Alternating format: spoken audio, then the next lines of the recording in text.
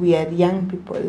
We try to create innovative and creative activities that can things stressing young people zilianzanga back somewhere.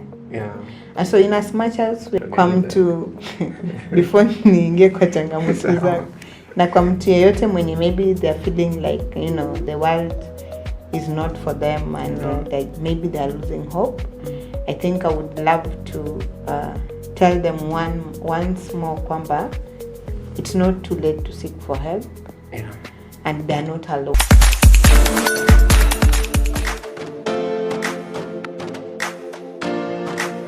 Welcome back. This is Bongana 121. Today we are hosting the executive director, Jivunie Creatives. They are based in Mombasa, Kenya, and they are young people, of course. Wanafanya kazi fiti kule mtaani. They are supporting their fellow young people, and we are about to have an amazing conversation on what they do na jinsi wanaifanya kwa ubora zaidi. Karibu sana Imelda, you can introduce yourself and uambie watazamaji who you are, of course, and ile kazi ambayo unafanya kama Jivunie Creative. Thank you so much for having me on board today. Vile umesema naitwa Imelda Okulu na natokea Vita in Mombasa. I'm the founder and the executive director of Jivunie Creatives Youth Organization. Ni youth organization, yani watu wetu ni vijana na hata watu tunawaserve kwa community pia, a bigger percentage pia ni vijana. When I started this, or when I had this idea of kufungua organization, it was back in 2020, before COVID came. And so actually my main interest was wasichana na wamama. But then later I saw there's need of involving the males, the boy child. Because even if you look at issues za GBV, perpetrators wengi wa wanakuwa ni wanaume. So in as much as we will have these conversations with the ladies, kumbuka yule mtu mwenye ni perpetrator hatujampa information, hajajua basi kumbe hii kitu ni mbaya. Mimi pia kuna hivi na hivi naweza fanyiwa ama nikapata justice and all that. And so nikaona umuhimu wa ku have the conversations mpaka na the boys, not focusing on the girls alone. But yes, the bigger percentage is girls and young women. Our main focus is health.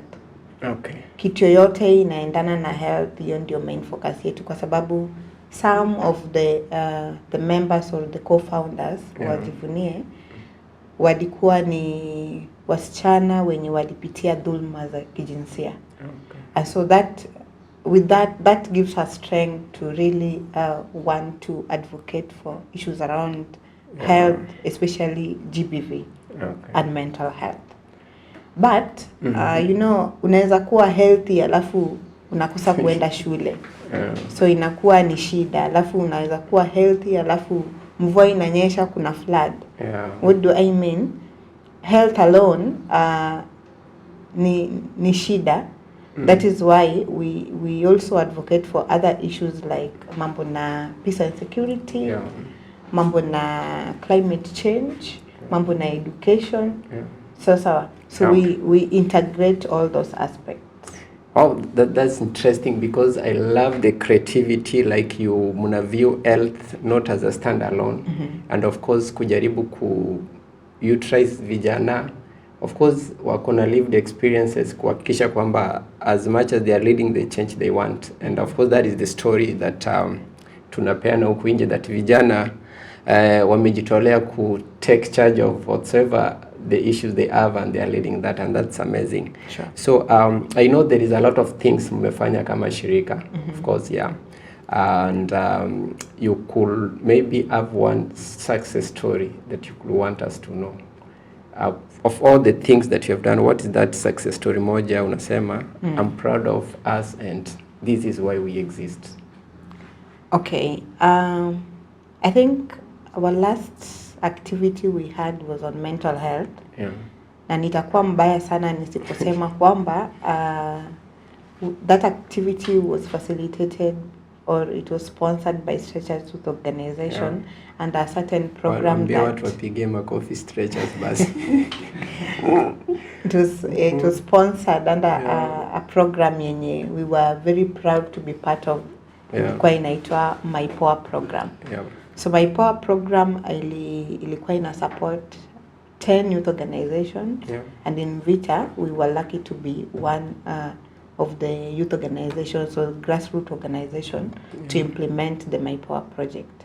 And so during one of the activities that we were doing, it was something, not really something, it was on mental health. And ilikuwa ni session imeleta young people, including young mothers. Sawa. And so it was inspiring, an eye-opener too, because young mothers especially, they shared that actually it was the first time kusikia kwamba kuna kitu inaitwa mental illness. The young mothers. They even shared, because now we were doing some creative myths and facts on mental health.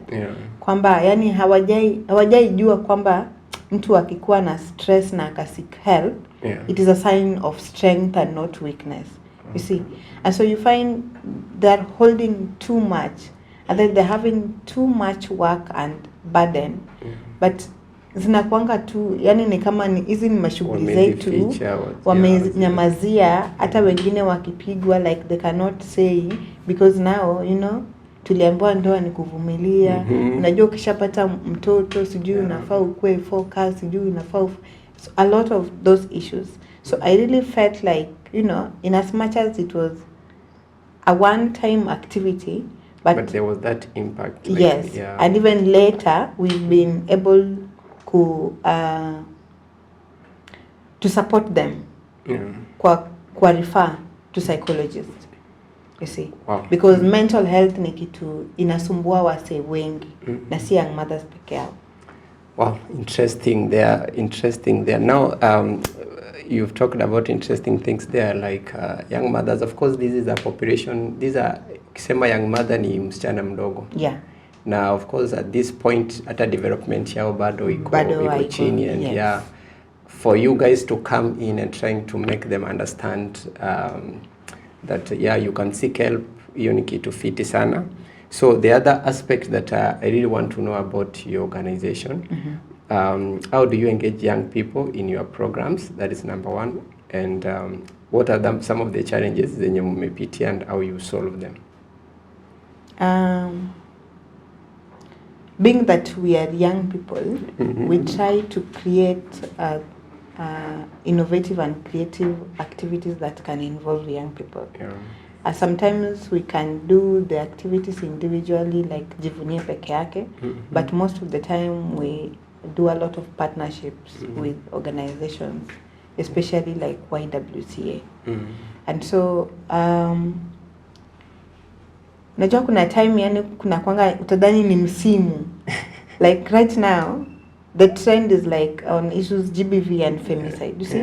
And so there is need yani hata ya kueleza watu umuhimu wa just keep safe and reporting any threats, any GBV issues, because it is a threat to anyone everywhere. We've seen it is not only in schools, not in churches, not in mosques, yani inafanyika kila mahali.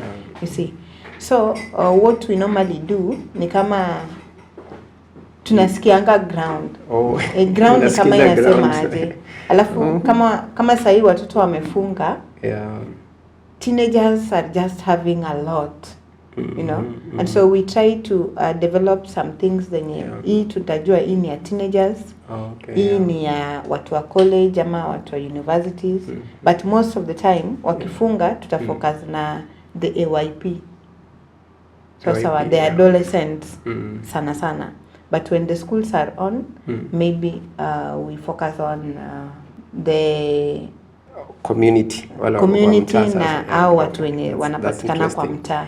Fine. Now, you've talked where you creatively au mna make sure mna reach vijana in different ways, especially ku understand ground venye iko, mnasikiza ground and ayop sile ya Gachagua. The thing, another thing there, you see those things, of course umehighlight si rahisi nyinyi ni vijana kufanya. So what are some of the challenges for you to do that specific work that you are doing?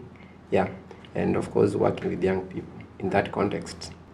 I would say working with young people is so interesting, but the sustainability is the major challenge. You see, like today we are having this activity, maybe sponsored by Omache, for example. The next activity tutapanga and then tunakosa sponsore. So inakuwa ni changamoto kusustain hiyo momentum. Unaelewa?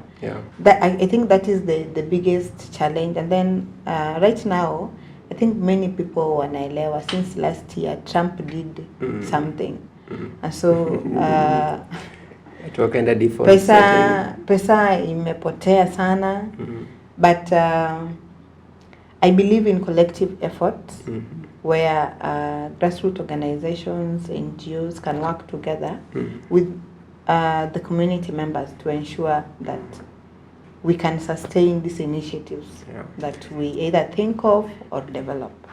Interesting. Nice to know about what you do. And there is this question huwa naulizanga watu. With all that success, the fact that mume organize activity, mume support, mmefikia watu, like now the example that you gave about the young mothers, of course, wenye muli support, and young people could feel we have people you want to elewa. Sure. Now, those are some of the good things you do. So let's assume these are an ideal situation. Unajuanga ideal situation? Yes. Yani everything is perfect. You have all the resources that you need. Leo nikuje nikwambie Jivunie, this is everything that you need. What is that one thing or one project or whichever innovative thing that you will do to, of course, create an impact for our community? One. Yeah.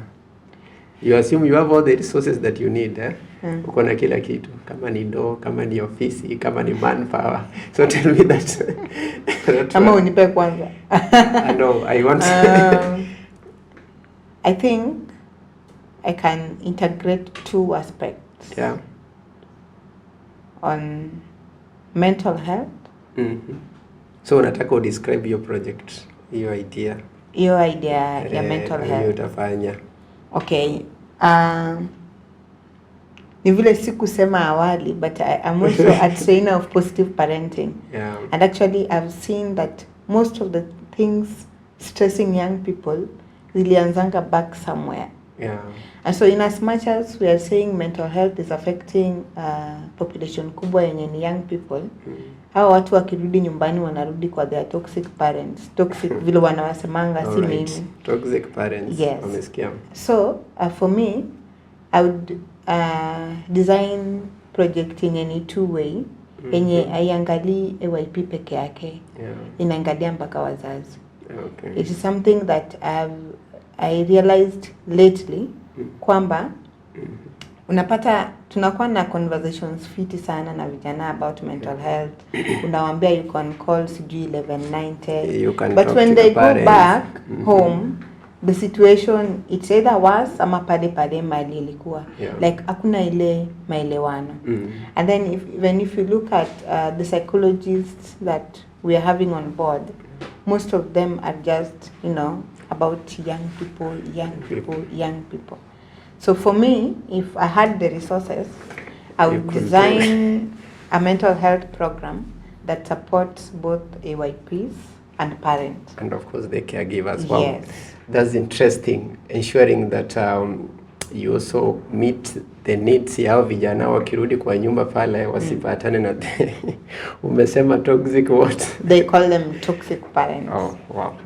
And now to finalize this discussion, of course this is part of the many episodes that we are going to have, especially talking about how you support young people. Ningependa kujua, what is that one thing do you want to tell a young person? Of course na pia umeongelelea parent there. So one thing you will want to tell that young person anakusikiza as Jivunie creatives, na one thing you tell the parents. I would take it from some proverbs that says that a family looks like a palm tree. Yeah. It may bend, but cannot break. Why am I saying this? To both parents and children or the AYPs, I know right now there's a lot going on. Yeah. Kila mtu tu ako tu na mashida zake. Yeah. But regardless of those challenges should not break them. Hizo challenges zinafaa ziwape motisha of being better every day, doing better, be it kikaria, be it kikazi, you see, because si uongo, kila mtu sahi ako tu na machangamoto zake. We allow those changamoto to break us, then maybe we will not be having a community. That's interesting. It's been an amazing conversation, of course. Na Jivunie Creatives ametuambia the young people who are really focused on improving well-being ya vijana. Now their approach is very unique. It's not only targeting ule kijana, but also targeting parents. It's been amazing. Amesema kila mtu ako na shida zake, lakini amekataa kutuambia shida zake ni gani. In the next episode where we'll be having more engagement with the Jivunie Creatives.